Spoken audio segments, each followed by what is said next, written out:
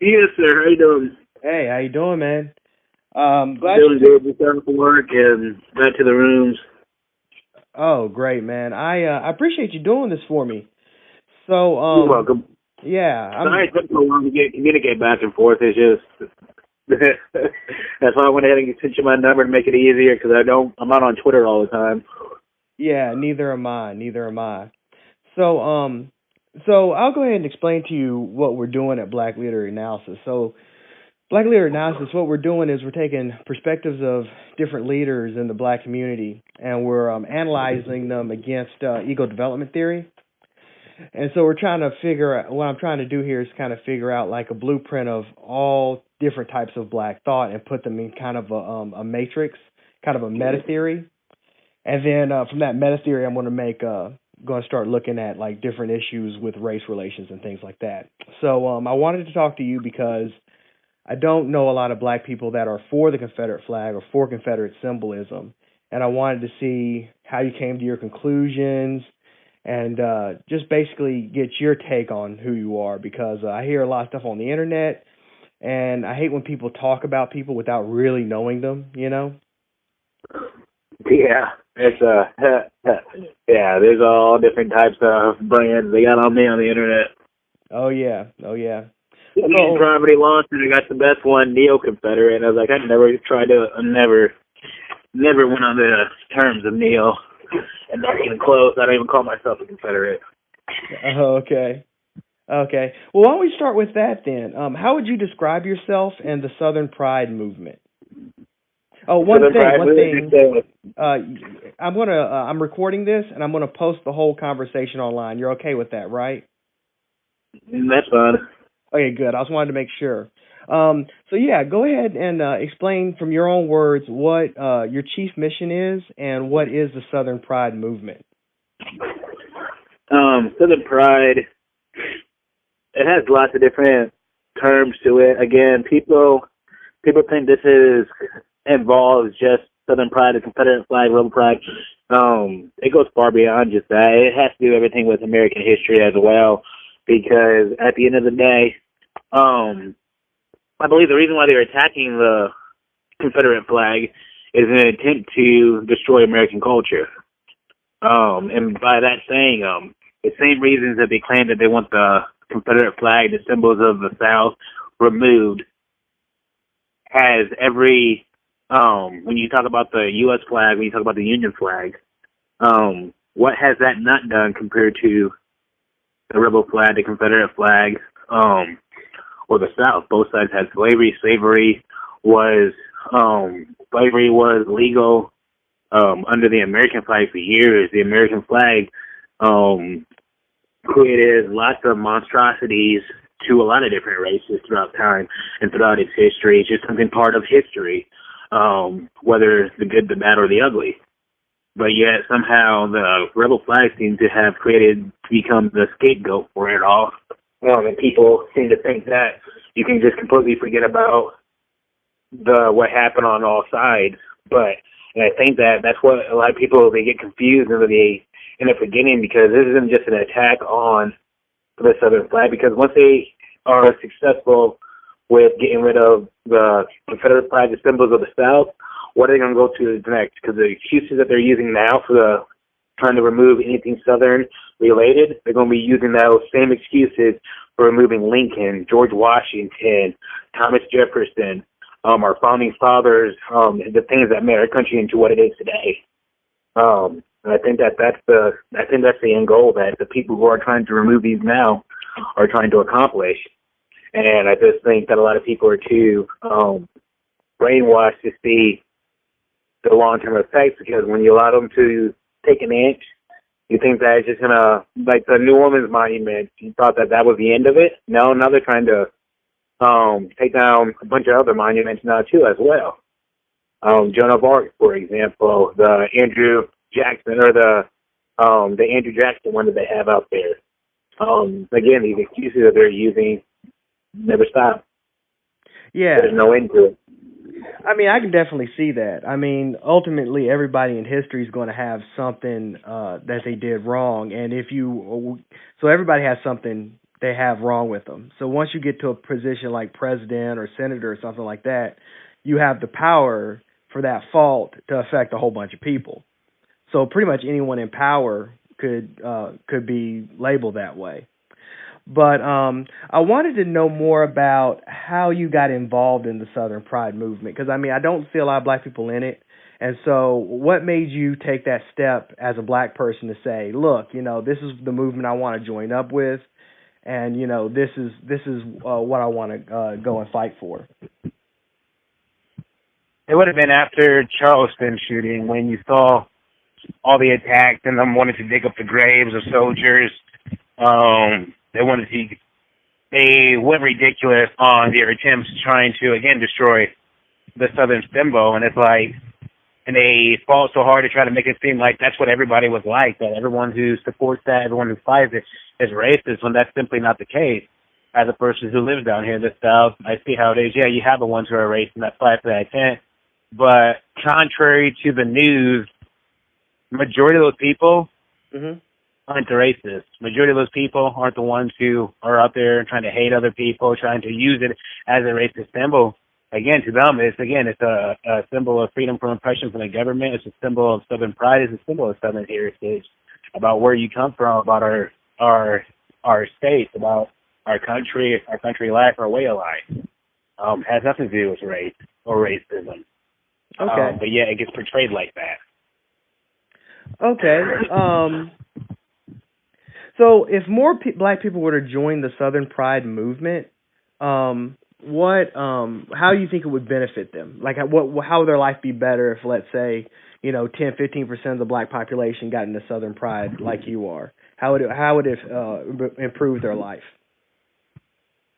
I think that when you look at it, you ask the black Southerners, you think about like the Southern Black Baptists and things like that, the Southern blacks who live down in the South, who enjoy the South, who wouldn't want to move up to the East Coast, wouldn't want to move to the West Coast.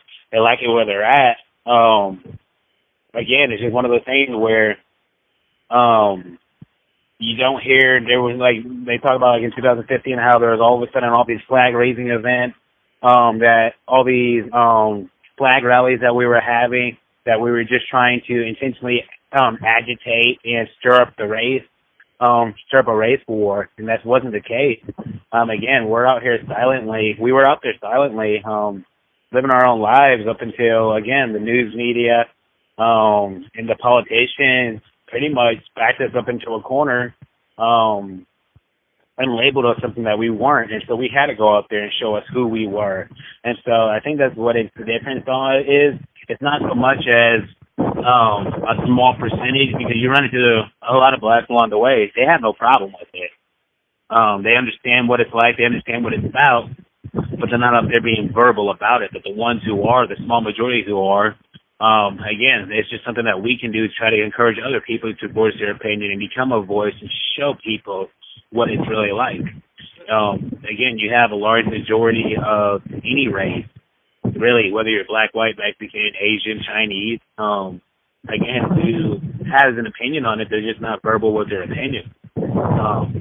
And so, because of either they think that I'm not entitled to owe them an explanation or owe them an opinion, so thus for why I do it, or they're scared because they don't want to be labeled as a racist, or they don't want to be labeled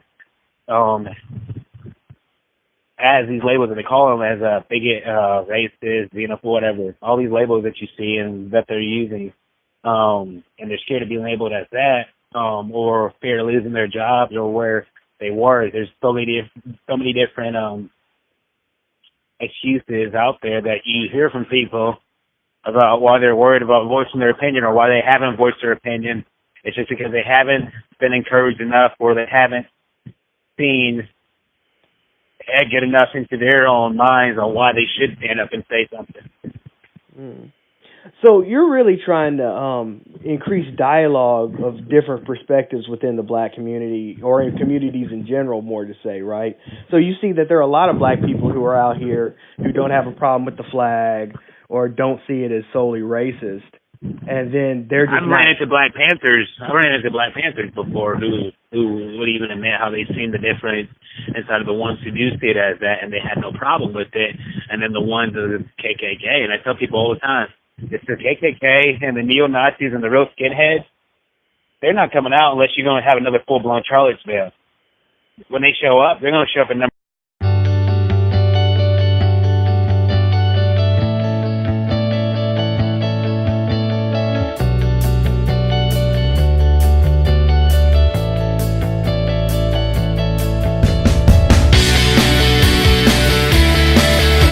You first got national attention in 2015 when you did a protest against Obama in Oklahoma. Do you want to talk to us about that for a little while?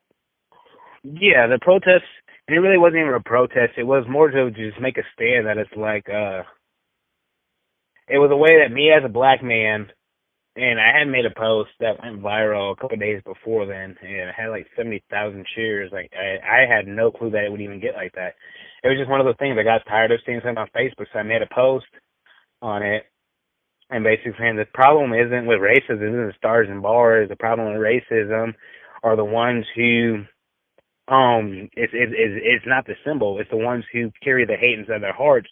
Those are the problems, and basically saying that the news media needs to start addressing the actual real problems and stop trying to blame it on something that is not. Because again, you blame it on the flag. Well, that doesn't deal with it. No, we start dealing with the racism problem by one, stop giving it the attention that it does not need, because the majority isn't what they make it seem. You can focus on it all you want, but again, at the end of the day, if you don't focus on racism, you don't focus on the bigots, it's not like we're in a society to where it's actually a problem. It's a problem, yes, but it's not a problem to the point to where there's more of a majority out there who want unification. So all we have to do is just unify. Forget about the ones who are haters. Forget about the BS. Forget about the bullshit, and join together for the ones. But we can't do that because we're constantly trying to label everybody else about something that they're not. And so with that, when I did for Obama, it was basically a way for me to take a stand and say that was off of his comment saying that it should be in a museum, and that was basically my way of going up there and saying that, hey, as a black man, I have no problem with this.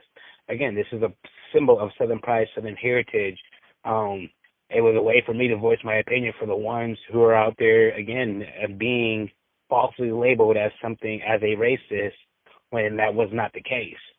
Because, again, it's one thing if a black man says it, and it's another thing if a white man says it, but if a white man just says it, he's just a bigot. He's a racist. He's just saying that.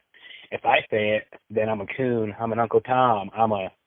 But again, at the end of the day, I always say, you'll tell real quick within a conversation the ones who are actually out there trying to learn and trying to see a difference and want to actually bridge a gap against the ones who just want to be ignorant just because. You tell real quick.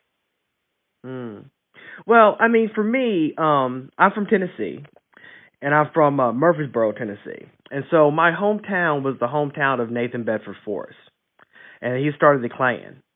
And they used to have a festival in Murfreesboro in his honor every year when I was like really young back in the 80s. What people don't realize too with Nathan Bedford Forrest is they turned it to something that he did not envision. He disavowed it and disbanded it, but they don't ever talk about that. I don't think I've ever heard that about him disavowing the KKK. But he disavowed and disbanded the KKK because of when they turned to what they were today. But KKK, what they don't realize when they started out too, the KKK wasn't really out for race. They were out against corrupt politicians during the Reconstruction period. I gotta verify that. I gotta look that up. I don't know much about that. So I mean, I did my own research on the Confederate flag and everything like that. So I looked up a couple of things. I looked up why South Carolina originally succeeded. And so the document that they put forth saying that giving the reasons why they succeeded was called the Declaration of Immediate Cause. And so I found a copy of it online. And the copy I read didn't say anything about taxes or tariffs. It said that they succeeded for the constitutional right of slave-holding states. And the reason... Huh? Go ahead. Continue. So from reading that, I was like, that's where I'm getting the idea that the Civil War was about slavery. Another thing about it, the Confederate flag has 13 stars on it, and there's 13 slave-holding states. And in that Declaration of Immediate Cause, they said that they're doing this for themselves and the other 13 slave-holding states. Now, only about 9 of them succeeded, but they were doing it for the slave-holding states. They weren't doing it just for other. Lincoln owned slaves during that time. Grant owned slaves. Well, during that time. Both sides owned slaves. No, well, Grant. The thing about Grant is Grant's wife's family owned slaves. Now, Grant didn't do anything. Lee's wife's family owned slaves too. But Lee didn't own slaves, and when Lee's wife inherited the slaves, Lee set them all free. But yet Lee was fighting for slavery. But yet he spoke out against slavery and was the one who actually took initiative and freed the slaves he inherited into his family. But they don't talk about that either. They don't talk about how less than 6% of the nation owned slaves at the time. But yet, out of the 600,000 who died on both sides, what were they fighting for? And the majority of the ones who died weren't even eligible, wasn't even able, didn't even have the means to even hold a slave, to own the slave, because they weren't the rich class. They were the poor. The slave owners were the ones who got, all they had to do is pay a fee, and they were exempted from fighting. Well, and so... Well, another thing you keep, when you're asked about the Confederate flag, I noticed you bring up the fact that there were slave-holding states that fought for the North. So I went through all those states, and I looked up Delaware on the state history website of Delaware. And they were saying that on that website that only one county in Delaware actually had all the slaves. So when they voted, the 11 counties who didn't have slaves outvoted that one county, and that's why they went. Now, in Maryland, they were under martial law in 1861. So they never had a vote. Now, Kentucky, they originally voted to stay neutral. They got invaded by a Confederacy, and then the Union came to kick the Confederacy out and made them vote again. And when they voted the second time, there were Union troops outside the Capitol. So if they did vote to succeed, they would have immediately all been arrested. And then in Missouri, which is the last border state, they actually had a Confederate capital and what they called bushwhackers, which were Missourians who fought for the Confederacy in Missouri. So from what I can tell, all the border states, none of them voluntarily fought for the North. They were pretty much all forced to fight for the North, except for Delaware, who only had one county that had slaves in it. So it was the North that invaded the South during that war. The North fired the first shot on Sumter in South Carolina. The North invaded. A lot of people don't. The Corwin Amendment, and a lot of people, no one ever talks about the Corwin Amendment, where if the South would have agreed to pay slaves, they would have amended slavery into the Constitution. They don't talk about that either, where Lincoln tried making a deal to where the South would have agreed to pay taxes on the slaves. Again, and in order to put yourself in that mindset today, yeah, we know slavery is wrong, that slavery is despicable, slavery is just a horrific thing. But a lot of people seem to forget the fact that in that time zone where slavery wasn't wrong in their mindset to a lot of people. Slavery was something that was part of that civilization, was part of culture. It has been a part of a lot of different civilizations. When you look at the Egyptians, who had the Israelites inside of slavery for so many years. Yeah, but to be fair, was going on in, yeah, but to be fair, there was never chattel slavery other than like in the Americas. The idea that a person's born into slavery and you can sell people outside their family and whatnot. Like the Romans and the Egyptians. That's part of the that's part of the greed and filth of mankind. Yeah, but I mean, like I said, it's despicable. Yeah, but in that mindset, it was something that was allowed. And so because they could get away with it, because it made their lives easier, they thought that they could treat another human being that way. But it wasn't just the blacks that they were after. There was Irish slaves. There was even white slaves at that time. That's the thing about this Irish slave myth. There was a bunch of indentured servants from Ireland that came over in the 1600s, okay? And none of those people like if they had kids, the kids wouldn't be slaves automatically. Like they were here for a temporary amount of time and they would pay their debt off and they move on. And a lot of those people, because the conditions were so hard, ran away. And they ran away and they blended in with society so no one knew who they were. And that's why they started getting African slaves, because they knew we couldn't blend in with the rest of the society. We'd always stick out. So, I mean, this idea that there was Irish slaves, I mean, there's indentured servants, and yes, there was Irish people that were treated horribly, but it was never even the indentured servants weren't treated to the forms that they should have. Again, people abused and took advantage of that, and used the name and took advantage and used the word indentured as the excuse when they were still pretty much slaves. Although they might have been contracted into it, they still got treated. And they had choice in the matter, horribly. too. They ultimately had choice in the matter because when they were in Ireland, they might have been lied to about how the conditions were.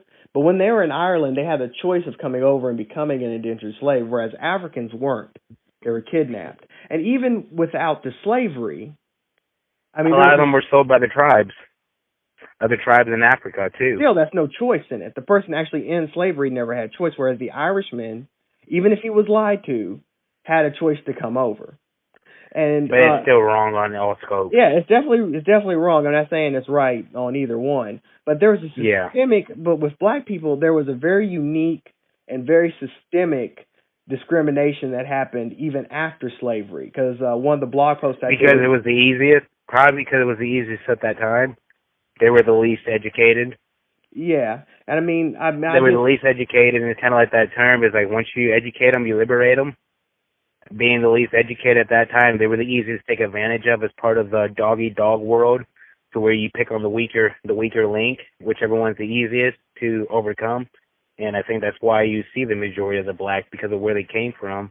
Again, and you look about the different parts of Africa still today, to where they're still not even caught up. And still living in the areas that they're living in, the third world countries, that easily could happen again. People could take over. If it wasn't today, still, like they can still get ran over and treated like shit by the higher powers because they can't do nothing about it. I think that's what happened back then with a lot where you see the blacks got singled out the way that it did. But when it comes to terms with the word slavery being put inside of the secession papers, and the word slavery, the North wanted the South to pay taxes on the slave. They wanted something they can control. And so that was the problem, and that was part of the problem with the taxes. And the South saw it as, again, an invading government, being unconstitutional, and we're saying that you guys have no right. You look at the Boston Tea Party about what happened over the 3-cent tax raise or whatever, the 3%, 3 penny or whatever that was, about 3 the 3 cent. It was part of that ideology where it's like they have no right to do so. But I think that and so when you hear the word slavery was part of the issue, yes, but it wasn't in the terms of because they wanted blacks enslaved. It was because of what they were trying to do with slavery. The North wanted the control of that. The government wanted the control of that. They wanted to, if they couldn't profit off of it, so therefore they try to make a way where they can profit off of it. And when the South put their foot down, they say, we're not tolerating that. Because also, again, the South was more the agricultural side of things compared to the industry side of things with the North. The North didn't need it the same way. And so when it came to the taxation and the South refused, that's when the North came in and tried to force and tried to overpopulate. I think that people get so worked up over the thought about how horrific slavery and things like that were back then that they forget the small little factors that really make a key difference to what actually really went on. Because again, on the side, as let's say the average lower class soldier who fought for the Confederate side of things, They had two options. They could have went and fought for the North, or they could have stayed and fought for the South. At the same time, it was their homes that were getting burned down. It was where they lived, their towns that were getting burned down from the North Army, and destroyed. And so, yeah, but I mean, I'm just not saying that, there's people that had bad things happen to us, but what happened to black people in this country was so unique and it was so prolific. Like, I mean, I have a blog post about the Elaine massacre that happened in the 19-teens, where a town of black people was burned. A black town was completely burned to the ground because they tried to start a sharecroppers union. Like, I know about 3 or 4 towns that were just burned to the ground by black people just wanting to economically advance, start businesses and things like that. That never happened with Irish people or Italians or Jews in America. Now, it happened to Jews in Europe, but not with them in America. And I think also you probably had a lot of people blaming the blacks at that time for the war and what went on. You had a lot of people who were left bitter over that, and so they blamed, again, the black race for so, and they treated them the same way that what you saw, and they treated them horribly because of that. And over time, they thought it was like another scapegoat to the actual problem. Doesn't make it right, but I think that's where a lot of that took a fall towards, to where it's like they were mad because they put the blame to where it shouldn't have gone. But at the same time too, I think that when people say why, I think that for us here today, for the blacks that are here today, what happened, the horrific things throughout humanity, and you think about the Bible verse that says, for all bad things will turn to good. Mm-hmm. And I think it did to the black race. As horrific in the trials and again, like the Bible verse, count all joy when you fall into various trials, because the trying of your faith worketh patience. Again, it's set us up to where we are today now. And there's a lot of who had to suffer to get to where we are today. But I think it was all part of, again, the divine plan to make us where we're at today and put us to where we're at today, that we had to overcome those obstacles and fight through those hardships, but it bettered us in the end. It strengthened us. It educated us. But I think that in today's society, you have the vast majority who tried to use that as an excuse to why they can't advance in today's society, to why they can't be somewhere that they want to be someone who they want to be, because they're always being oppressed. And it's really not the case. The reason why people claim to be oppressed today, I think, is because the ones who are out there claiming yelling victim, that they can't go out there and do something because they're oppressed, that those excuses are the things that are oppressing them, not the white race, not white guilt, not white privilege. Again, white guilt, I think this whole white guilt thing, trying to blame everything on the white man, is holding a majority of the black community back, because when you look at a lot of the problems within the black community comes from within the black community.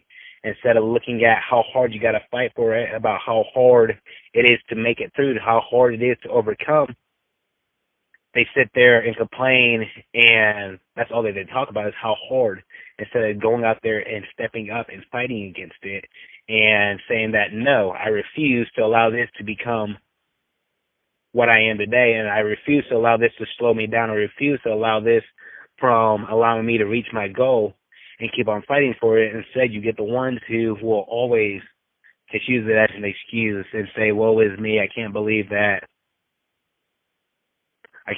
we're in this situation because of somebody else. And instead they learn and they forget how to fight, and they forget how to. You can't be looking at how easy somebody else got it and think that life is unfair. Because again, we could say that for the black race as a whole out of a majority, but if you look at a lot of other races and a lot of people, you can't look at the majority factor. You got to do it by case basis, because like, how bad do you want it? And if you want it that bad, how much are you willing to go through in order to ensure to try to reach your destination. I mean, of course, I'm a student of what we call integralism. And so in integralism, we have different solution paths, and we have I-space solutions. That's stuff you can implement yourself. And then there's we-space solutions, and that's stuff that we can do as a community to help each other out. And then there's it-space solutions, where it's the government's coming in, or the community, as far as the nation as a whole, works together. And I think that it's important to have all three types of solutions engaged to really get the most people up out of poverty. Because, I mean, I probably wouldn't have went to college if it wasn't for minority scholarships. And I went to school on minority scholarships, and that's why I was able to get a good job and things like that. So I can't totally disavow the idea of that the nation as a whole should come together and rectify some of the things that it did. Because if my grandfather had been given a fair shot, maybe he would have had enough money to pay for my school out of pocket, So I can't totally disavow the idea of its-based solutions and, the nation coming together to rectify what it did wrong. But at the same time, on the counter flip side of that, it's like, because my dad makes too much money, I don't have that opportunity to go to college and pay for it because they expect my dad to, because of the amount of money he does, although it's like he's not the one that's going to pay for my college. I'm going to have to pay for my college out of my own pocket. Yeah. And so it's like, at the same time, it's like you have the ones who, but it's like I can't use that as an excuse and sit back and say, oh, it was me because I would blame my parents because of it, and expect that it should become somebody else's fault. Some people, again, it's like you have to play the hand that you're dealt the best way possible, and there's different circumstances to where it's like we can't focus on how other people got there. Yeah, that's definitely true. You can't worry about everyone else. So one more question I want to ask you is, I was wondering, do you feel like there's a version of Southern pride that won't incorporate Confederate flags and Confederacy and everything like that? Because for me, I will never be able to accept a Confederate flag or a Confederate monument, ever. That is fine by me. I can still be your friend if you don't agree. Yeah, that's fine with me. It's at the end of the day, it's the ideology that does not matter. Yeah. As long as we can understand where both sides are coming from and respectfully agree to disagree and just respect one another as people, that's what should matter at the end, because I can't expect everyone to believe the same way I do. Oh, you don't like the flag? Well, screw you. I'm not your friend. Or screw you. I hate you. That's not the way to handle those types of problems. It's like, whether or not if I'm wrong, whether or not if you're wrong, regardless of the point, it's like at the end of the day, even if everything that I have said about my beliefs on the South, even if I am wrong on all those points, it doesn't change who I am as a person. It doesn't make me out to be a hateful individual. It doesn't make me out to be a racist, a bigot, things like that. That's not me as a person. Hands down, that's not me as a person. And so to try to fight that back with more hate and hating other people for how they believe isn't going to solve nothing. Yeah. Again, it's that you have to have that mutual respect just for humanity in itself. Against and again for the melting pot that we are today, the different beliefs, no matter what your religion or your sexual orientation, whether you are a liberal, Republican, conservative, whatever it may be, it's like when do we just learn to love one another and put our differences aside, just as people, the people who we are. Again, as America, as people, and leave the differences aside. So how would you feel, like, for me, I think the best solution for this Confederate flag monument situation would be just to move them to private land and fund the monument's upkeep privately. Because my problem it doesn't solve nothing. A lot of the monuments are privately on. They're on a private land out in public, and they still have a problem with it. But again, to move the monuments, it doesn't save the problems. It doesn't say the reasons that they claim to take the monuments down. It doesn't solve that. They're saying because it's a symbol of oppression, it oppresses them. Well, you take the monuments away. What does that solve for New Orleans, who took down the 4 monuments? Nothing. That city is even more divided than what it was before. You still have the same problems. You still have the poverty. You still have the tensions and it doesn't solve nothing. If I thought that removing all these monuments would save humanity, would I vote for it? Probably. At the end of the day, if I saw that this would actually be better for the better, this would actually solve the race problem 100% and unify all Americans. If that was the actual problem, I would be completely for removing these monuments. If that was the key, and that was the answer, if that was the key to the door to ending all these problems, but it's not. It's just an excuse that they're trying to use. And at the end of the day, the ones who are winning inside of this are the politicians who are doing these for the attention and for political gain. It does nothing for the people, whether or not the statue stands there or not. Again, does it hurt me for the statue to get taken down? No. Does it hurt them for the statue staying up? No. They choose what they allow us to affect. It's a choice. How are you going to allow it to affect you? Again, New Orleans, I'm living my life the same as I was before or after the monuments were taken down. And just the people down there too. They're still living the same way. It doesn't solve nothing. It doesn't. It's just it's the excuse that they're using, and it's part of. And the media plays a role inside of this too when they want to act like this is the problem and this is how we fix it. Tear them down. No, it solves nothing because that's not the root of the issue. That's not even close to the root of the issue. And so, when it comes to these monuments being taken down, what I see the biggest problem and what a lot of people forget is Congress made the U.S. veterans, Congress made the Confederate veterans the same as U.S. veterans, and they deserve to be treated the same way.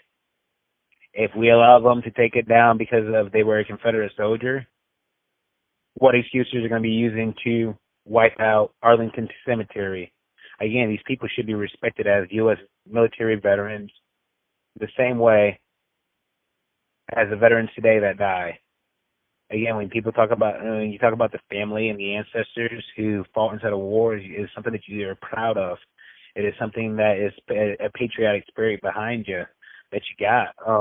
And again, it's disrespectful to our military veterans, and they are military veterans. And if you allow them to take them down now, it leaves the door open for them to accomplish anything when it comes to other veterans as well. Yeah, I mean, part of when I say in the beginning, I think that the ones who are fighting so hard to take these down, it's not the Confederate veterans that are the problem. It's trying to rewrite and to change the culture of Western civilization. Well, I mean, ultimately, war is ugly, and I mean, you could make it a case that any war is oppressive, and any war is oppressive. I mean, you could say Vietnam was oppressive. I mean, and it was. So, I mean, I can kind of see your point. Hiroshima, all the innocent people that died there in Hiroshima, is like Japan could be still royally pissed about what happened. I mean, I'm sure they are. I mean, I'm sure they're not okay with it. I mean, so, yeah, I mean, I kind of agree with you on some of that stuff, but so I also heard about from some of your YouTube videos that you used to ride rodeo. Is that true? Yes. Oh, right. Did you win a lot of events or anything, or? Did ever win a lot? A lot of the things that I did were like open rodeos and like shootouts, basically where you ride as much as you can in one night and see who gets the highest score. But injury after injury slowed me down. I gained a lot of weight, and then just now cut a lot of the weight off to where I can even attempt to start doing it again. Just haven't had the time with everything else I've been doing to try to get into shape. I've tore multiple ligaments, and my neck is my neck is the worst of it all. When there's a picture there where I got hit, head on, and it messed my neck up for months. On that one, I had it where it took a year to heal, where torn rotor cuff, where not being able to get surgery and things like that on it, to where you have to rehabilitate. And so I'm pretty much now up to 100% to where I can get back into it. Are you doing anything? It's taken 2 years. Wow. Are you doing anything trying to get more black people into rodeo? I see the agricultural industry is something that very few black people know about and very few black people are in. I wonder if you were doing anything trying to get more black people aware of that, like you are with the Confederate flag. I have a Cowboys of Color rodeo tour. It's a big thing down here in the South. You go to rodeos, you'll get mixed. It's already a cultural thing down here where I'm from. Maybe not so much in other states, but again, like Bowie, they have a once a year rodeo, and majority of the riders that ride in Bowie are African Americans, and so it already is a big thing where I'm at, and so so I guess I've never really thought about that in that aspect of it, but it'd be something again. It's also something where it's you can't. It's hard to go into communities and try to encourage kids. Hey, let's go jump up on a dangerous bull that might kill you. For some good free time. It's one of those. It's kind of hard to make it an after-school curriculum type thing, because even when it comes to riding horses, it's dangerous. The danger aspect to it makes it harder to involve kids into it, unless that's something the kid. When they grow up, it's like, I want to do, that's something I want to do. It's hard to pull other people inside of that, or to even try to encourage it because of the danger aspect within it. It took a while for me to convince my parents to allow me to do so. Yeah, I totally understand that. I mean, especially if I didn't grow up with rodeos, it'd be hard to let my kid go out there and do something like that if I didn't grow up watching them or anything. Now, you call this Cowboys in Color? Yeah, Cowboys of Color rodeo. They have a tour of it. Wow. I was not aware of that. Well, it's been a little over an hour, and we thank you at Black Leader Analysis for your time. Let everybody know where they can find you if they want to know more. You can find me at facebook.com/RealBlackRebel. Along with Twitter is Real Black Rebel, Instagram Real Black Rebel. My real name is Andrew Duncomb, and YouTube is under Black Rebel as well. All righty. I appreciate it, man. And I will let you know when this comes out. And it's part of a series on the Confederate flag, so I'll also be doing a person who took the flags down at the spot, too. So it'll be a two-part series. So I appreciate you giving me your time, man. Awesome. I appreciate you having me. Thanks, man. I'll see you. Alrighty. Have a good day. You too, man. Bye. Bye.